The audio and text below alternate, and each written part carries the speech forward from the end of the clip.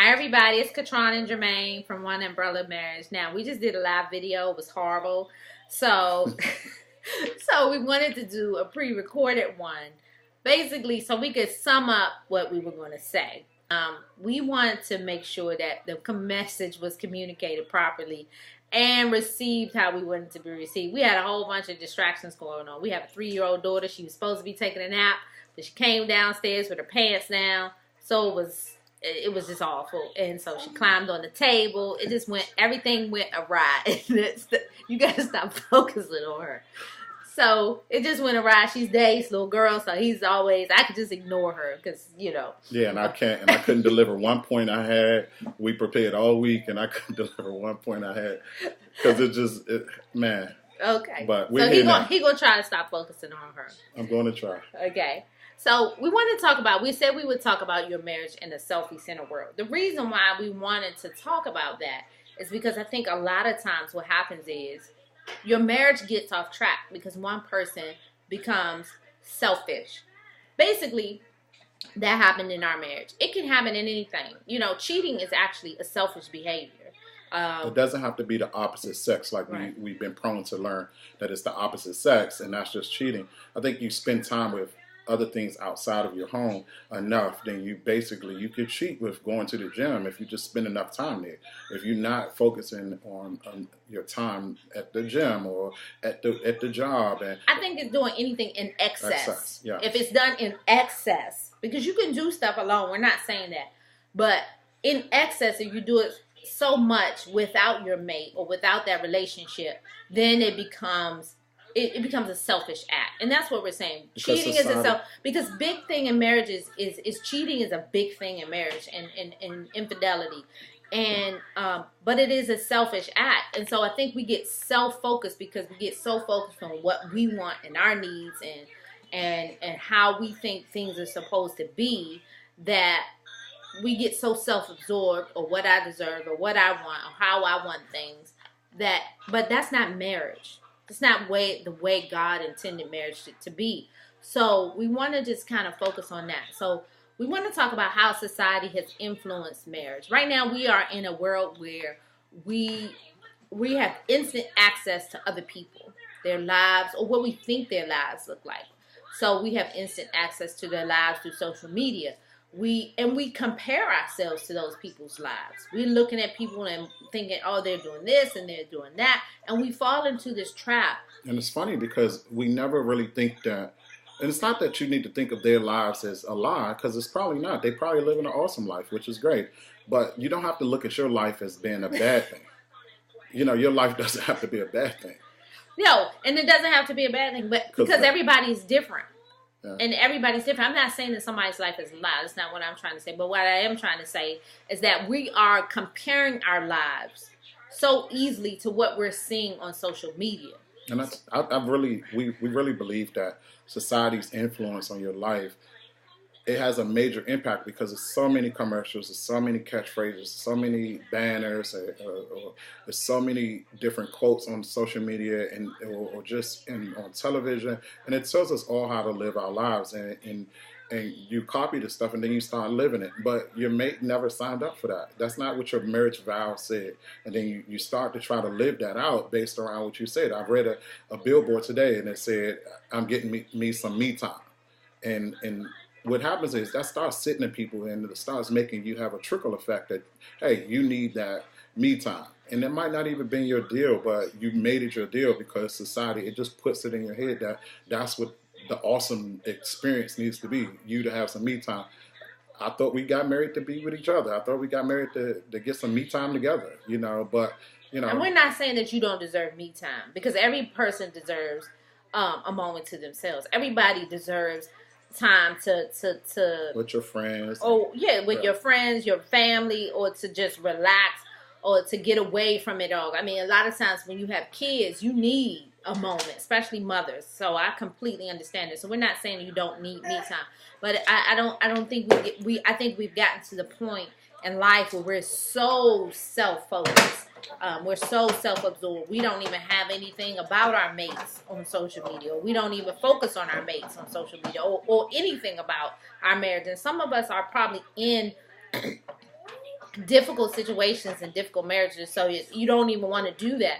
But what we're saying is we've become so influenced about what other people are doing, or what their page looks like, or what their life looks like, that we forget to hone it in and figure out what our life is supposed to look like. So, and also what we're doing is we're achieving those goals that other people set for our lives, not the ones that we know we initially had planned for our lives. And I think it's okay in marriage to want to have your goals. But I think you should include your mate in that. If you want to go back to school, yeah, great. I think that's great. Further your education. Jermaine just started going back to school.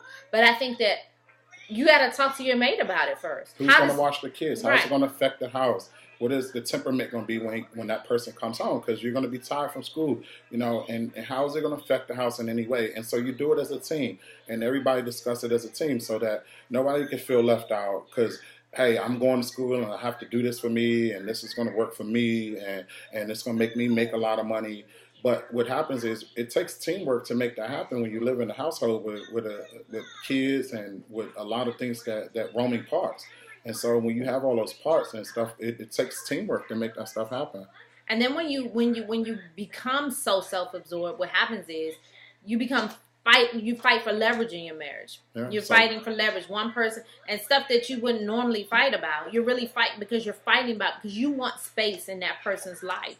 And I think that happens a lot of times with wives. We want, this didn't happen in our marriage, but I'm just saying in the opposite way. I think a lot of times wives are fighting for space in their husbands' lives, or especially if the husband is not faithful. Yeah, because of selfishness. I'm sorry to cut you off, but because of selfishness, it can happen really fast. If you just go and sign up for school on a Tuesday and say, "Hey, I'm going to school," you come home, you didn't discuss it with me, then you sign up, say, for school. If that's our example, and then you just say, "Hey, I'm going to school, and that's going to be my deal," and you didn't discuss it with me, then we never talked about who was going to watch the kids. We never talked about what time you were going to get home from school. We never talked about how much time you needed to study and all those things. And then what happens is a person typically feels left out. And then because leverage happens and people start fighting for leverage, and then they say, "Oh, well, you didn't tell me you needed that, so I left out, or I went over my mother's house. I went and did this, or went and did that."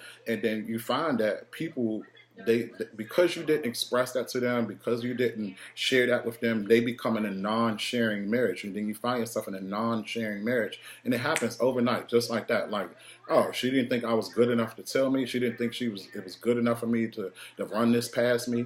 Then, oh well, okay, well, and then you look up in your marriage, and it became a selfish marriage really fast. Yeah. So the final point we want to talk about is the way. Just to give you guys some background, in our marriage, I became the person that was more self-absorbed. I mean, it was more so because I felt like I deserved it. I felt like I deserved. I'm a stay-at-home mom, and I have 4 children, and I felt like I was overwhelmed, and I didn't realize it. And it wasn't only the 4 children; we had also family living with us, and their children, and parents, and it just became what I didn't realize at the time. I didn't realize it, that I was overwhelmed, and I didn't know how to express it, and I didn't know how to say it, and so I just found an outlet. But that outlet became an addiction, and the outlet I became so self-absorbed with that outlet that I let it control me. And it caused a lot of problems in our marriage. And because I was so self-focused, I was so into my needs and what I wanted to do and how I wanted to do it. And I just wanted a life of my own because of me. Right. Because I became so self-focused. I wanted a life of me because I felt that entitled to have it. But I didn't sign up for that. I signed up to be married. And I had to take a step back when everything imploded. I had to take a step back and say, you know what? I did decide to be married. I didn't decide to have a life of me. I decided to have a life of us. And a life of us looks different than a life of me. and it's not good for our kids, and it's not good for life. And it wasn't good. It wasn't what God designed for me to have. I believe God designed Jermaine and I to be together. He designed us to have a purpose, and in order to do that, it wasn't about a life of Catron. So go ahead. And so what happens is, through that process, it took a while for it to implode. And so we won't give you the whole story, but it took a while to implode, and through that became hurt and rejection, and it became a problem for me. And so I distanced myself, and then she was cool, and she wasn't cool with it, but it was just, she was already making time to do what she thought was good for her and herself, to please herself. But it's just not your job to go out and please yourself necessarily first. It's just not the story of how marriage works. But, because she was just doing that, I went out and said the same thing most of us do. And, hey, well, I'm going to take care of me. I'm going to make sure I'm straight, and I'm make sure I'm taken care of. And that's kind of how it happened. And then you look up and your marriage looks basic. It looks normal. It looks like what everybody else is complaining about their marriage. But that's not what we signed up for. And it's not the smarts that we have. We pretty much understand marriage. We've been married for 16 years, and we didn't wait to get to 14 years of marriage, of happy marriage, to have a big problem. So, and through prayer and guidance and counseling, then we got back on track, and so we're here to help out and to encourage and try to encourage some other couples, to let them know that, hey, these are some of the issues that we see. These are some of the things that we see that could definitely be a problem. And we just hope to encourage you guys by every week putting up a message on Facebook to say, hey guys, pay attention to these things. Hey guys, learn this thing and stay encouraged. We're not saying that everything is perfect about us. We're not saying that it has to be. You don't wait to get perfect to go to the gym. You go in an imperfect way. You don't wait to get perfect to go to church. You go in an imperfect way, and that's just how this works. Marriage doesn't have to be perfect to stay in it. It doesn't have to be perfect to work it. And you can work your marriage and stay in it, even if it's not perfect. But guys, we one of our understandings that we did talk about on Facebook Live that we want to bring home, it's about being givers. We have to be givers in our marriage. We have to go out and give of our time, give of our efforts. We have to let other people know that it's okay to be married. And the way that you become a good giver is one, you have to do it together. Two, you have to be focused on what your mission, your goal is, and your purpose in your marriage is to be. And the reason why we're saying that you need to figure out your mission, because it takes the focus off of yourself.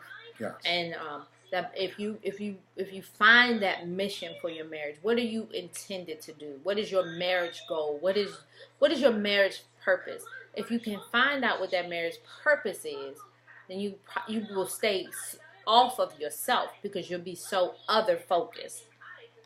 Yes. So thank you guys for receiving us again, and we might not ever go live again. I'm just going to say you now. We might not ever do that again. This was so much easier to record this without all the pressure and all of that. I don't know. And then they're popping up who's here, who's looking at it. We love you the same, but we can read your messages later. And we're just here to encourage guys, and I hope you guys stay blessed and feel blessed by the message. And our transparency, we hope that you're transparent to another couple. Receive it and be a blessing to others, guys. Bye. Bye.